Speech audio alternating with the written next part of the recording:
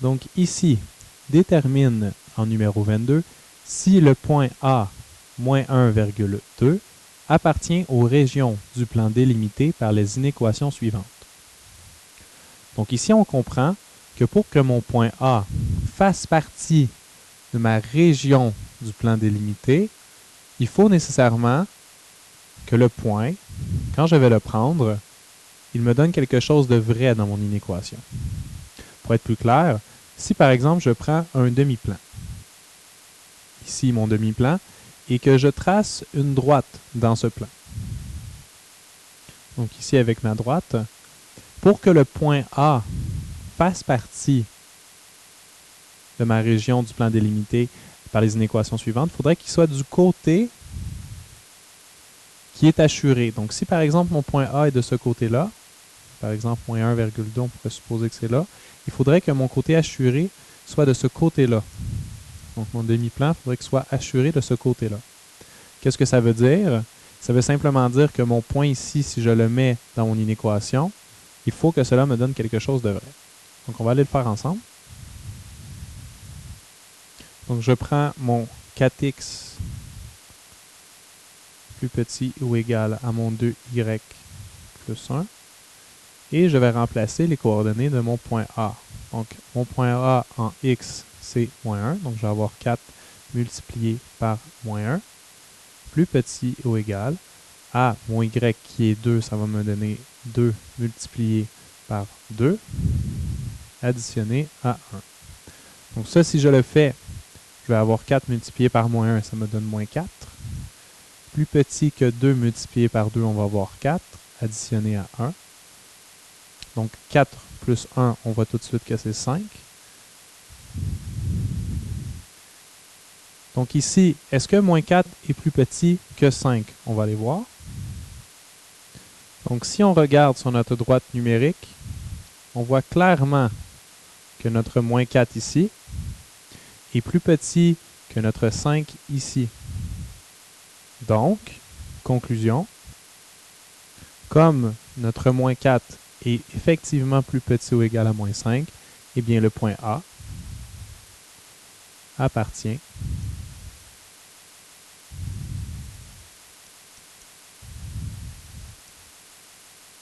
à la région du plan délimité. Parfait, donc on va aller voir pour le numéro B. Si une fois encore pour le B, ça serait vrai. Donc pour le numéro B, on va faire la même méthode. Donc ici, j'ai mon x sur 2 plus grand ou égal à 3y sur 15. Donc là, on ne se fait pas intimider par les fractions. On voit encore que, tout comme pour le numéro A, il faut simplement remplacer le x par le x et le y par le y et voir si ce que ça nous donne, c'est vrai. Donc ici, on va remplacer le x par moins 1 sur 2.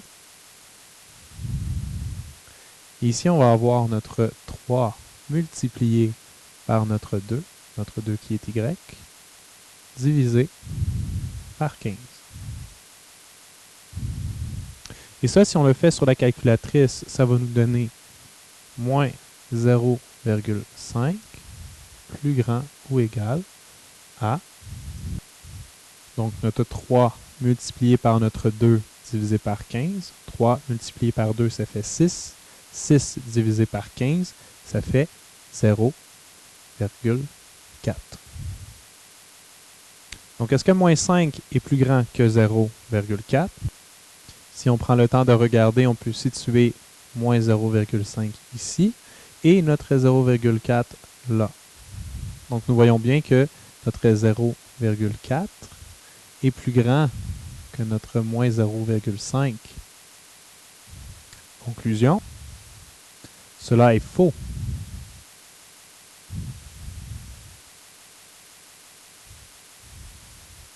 Et donc, A n'appartient pas à la région du plan délimité.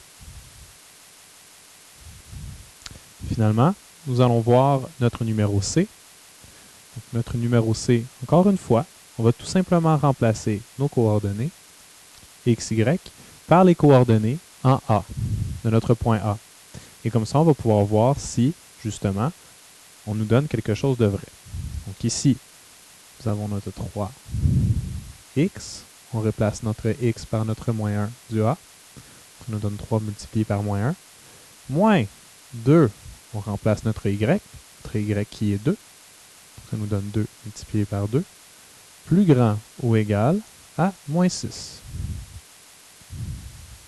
On fait nos multiplications, donc 3 fois moins 1, ça nous donne moins 3.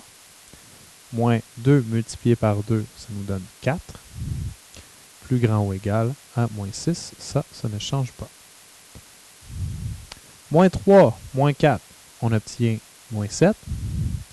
Plus grand ou égal à moins 6. Est-ce que cela est vrai? Allons voir sur notre droite numérique. Donc ici, nous avons notre moins 7 et nous voyons qu'il est plus petit que notre moins 6. On aime mieux avoir une dette de 6 $ qu'une dette de 7 $. Donc, moins 7 est plus petit que moins 6. Conclusion. Cela est faux,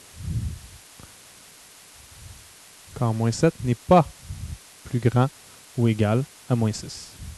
Et encore une fois, on pourrait en conclure que A, pour cette inéquation, n'appartient pas à la région du plan délimité. Et c'est tout pour ce numéro. Merci.